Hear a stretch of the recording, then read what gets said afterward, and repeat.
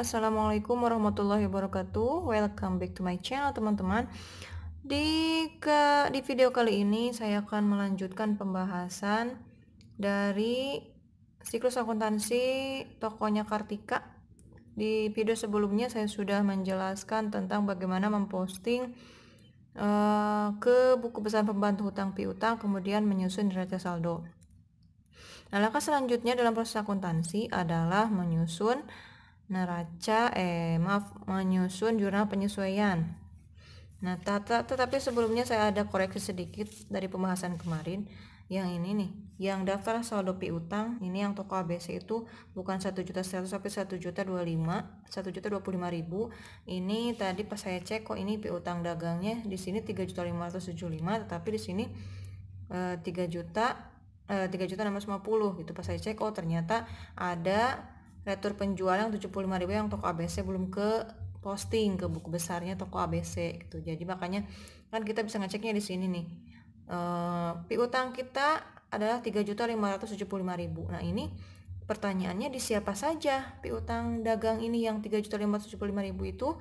Nah, ini bisa dilihat datanya dari daftar saldo piutang. Nah, ini 3.575.000 itu di toko ABC 1.025.000, di toko Dika 750.000, di toko Rima 1.800.000, sehingga totalnya 3.575.000. Sama halnya dengan total utang dagang ini. Utang dagang ini tertulis 8 juta. Ini kan kalau pimpinan kita bertanya, utang 8 juta ini ke siapa saja? Kita punya utang 8 juta ini ke siapa saja? Nah, kita bisa lihat di daftar saldo hutang ini. Nah, yang 8 juta ini kita hutang ke toko 5 3 juta lagi, ke PD Intan 5 juta.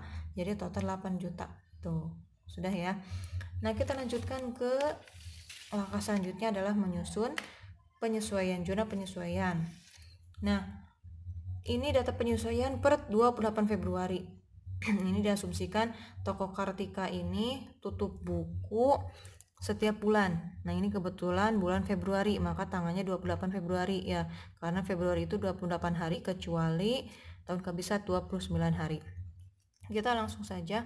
Ini sudah saya isi. Ya, kebetulan sebelumnya sudah bikin video ini tapi pas tengah-tengah ada gangguan. Jadi ulangi lagi gitu. Tapi nggak apa-apa, nanti saya akan jelaskan kembali. Nomor 1, perlengkapan yang tersisa senilai 200.000 ya. Nah, pas mau menyusun laporan keuangan itu pada akhir bulan pada tanggal 28 Februari melakukan stock of name, menghitung total perlengkapan yang ada di kantor ya atau di perusahaan kita. Di perusahaannya toko Kartika, ternyata setelah dihitung tersisa perlengkapan ini adalah 200.000. Nah, langkah pertamanya adalah kita cek di neraca saldo. Nah, neraca saldo yang sudah kita susun kemarin, lihat akun perlengkapan tertulis 700.000 ya. Nah, sedangkan setelah dihitung ternyata tersisa 200.000. Jadi bukan 700.000 lagi, tetapi tinggal 200.000 lagi. Nah, ini harus dibuatkan jurnal penyesuaiannya, harus disesuaikan dengan keadaan yang sebenarnya bahwa perlengkapan itu tinggal 200.000 lagi, bukan 700.000 lagi. Nah, caranya bagaimana? Kita pakai rumus yang sudah saya berikan di video-video sebelumnya untuk menyusun jurnal penyesuaian ya. Pakai rumus yang H gitu ya, H B H pakai gitu ya. Masih ingat? B H B sisa ya. Jika dicatat sebagai harta, maka debitnya beban dulu, kemudian kreditnya harta nominalnya yang terpakai. Kemudian kalau dicatat sebagai beban, maka debitnya harta dulu, kemudian kreditnya beban. Nilai nominal yang ditulisnya adalah tersisa. Nah, kita lihat di sini perlengkapan itu 700.000 itu dicatat sebagai harta. Ya, ini kan kodenya juga 113. Kode 1 itu untuk harta. Berarti ini dicatat sebagai harta. Kita masukkan ke sini ke rumus. Karena catat sebagai harta berarti debitnya adalah beban. Nah, beban apa? Beban ini kan tentang perlengkapan, berarti beban perlengkapan. Kreditnya apa? Kreditnya harta. Hartanya apa? Ini perlengkapan, berarti kreditnya perlengkapan. nominal yang terpakai ya. Yang terpakai, lihat di sini kan tertulis 700.000, sedangkan ini sisanya 200.000, berarti kepakainya berapa? Berarti kepakainya adalah 500.000. Tuh, simple.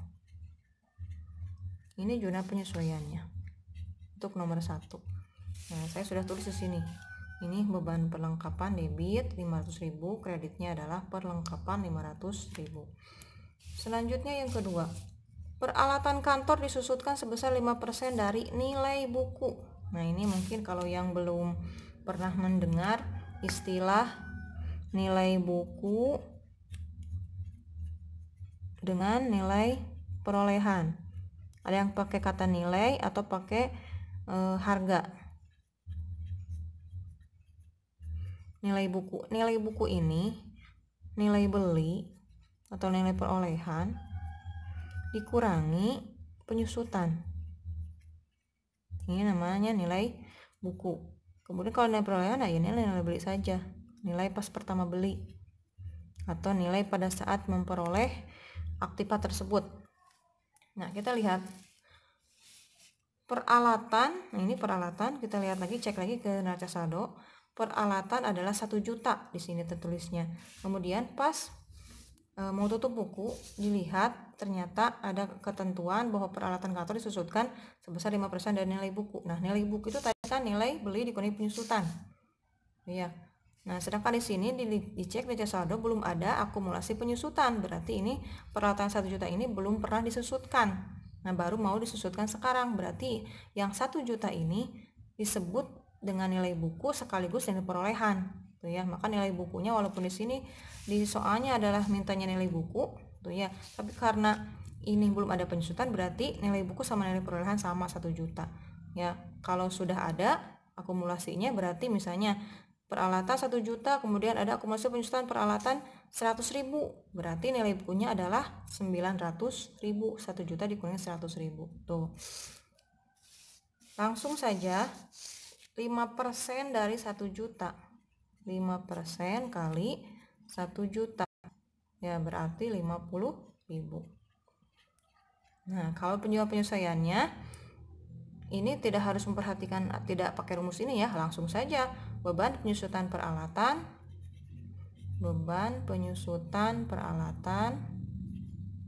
dan akumulasi penyusutan peralatan. Ini berlaku untuk semua aktiva tetap ya, misalnya kendaraan, beban penyusutan kendaraan, akumulasi penyusutan kendaraan. Beban penyusutan gedung, akumulasi penyusutan gedung. Tuh ya, pokoknya beban apa, akumulasi penyusutan apa. Tuh ya. Berapa nominalnya ini? 50.000.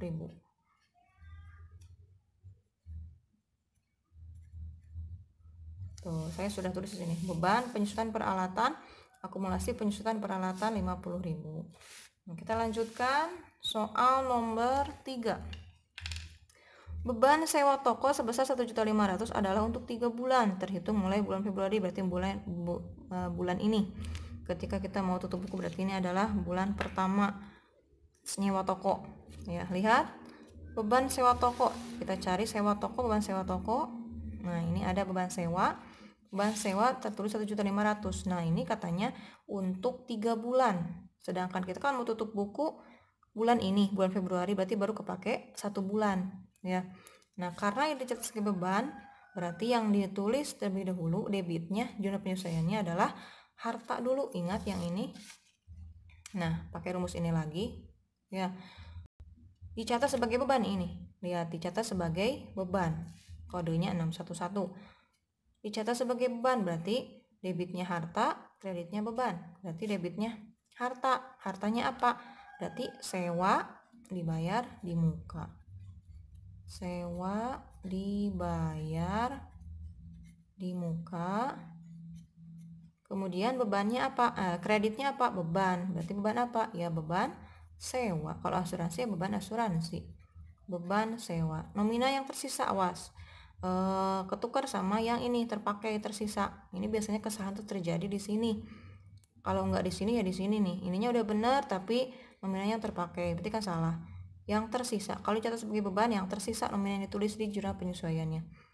Yang tersisa berarti kan ini 1.500.000 untuk 3 bulan. Sisanya berarti 2 bulan lagi karena baru kepake 1 bulan, ini belum Februari. Ya, berarti 1 juta lagi yang tersisanya. 1 juta.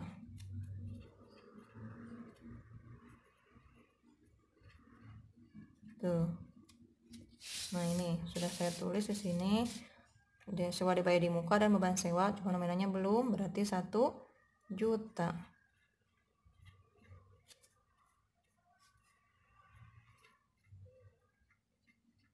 Tuh. Terus selanjutnya nomor 4. Gaji karyawan yang belum dibayar sebesar 300.000. Nah, gampang, ini juga nggak usah pakai rumus ini. Ya, nggak usah pakai ini. Biasanya rumus ini dipakai untuk pelengkapan, asuransi dibayar di muka, segala sesuatu yang dibayar di muka, segala sesuatu yang diterima di muka. Kita bisa pakai ini ya. Misalnya untuk beban-beban apa, beban sewa, beban gaji, beban-beban yang memang harus disesuaikan dengan kenyataannya ya di akhir periode. Nah, ini balik lagi, gaji karyawan yang belum dibayar sebesar 300.000, berarti ini tinggal beban gaji, utang gaji sebesar 300.000.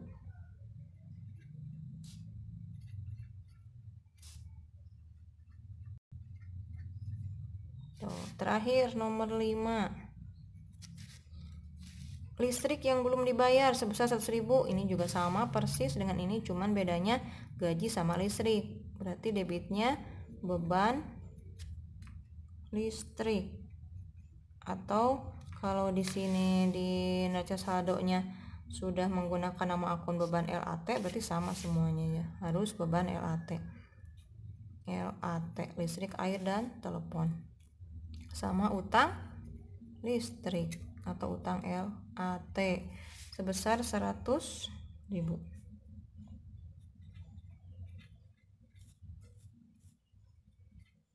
Beres ya, tinggal kita hitung saja jumlahnya.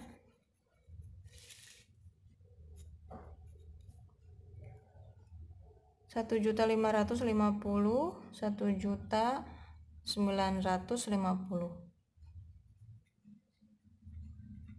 Tuh ya, 550, 1.550, 1.850, 1.950.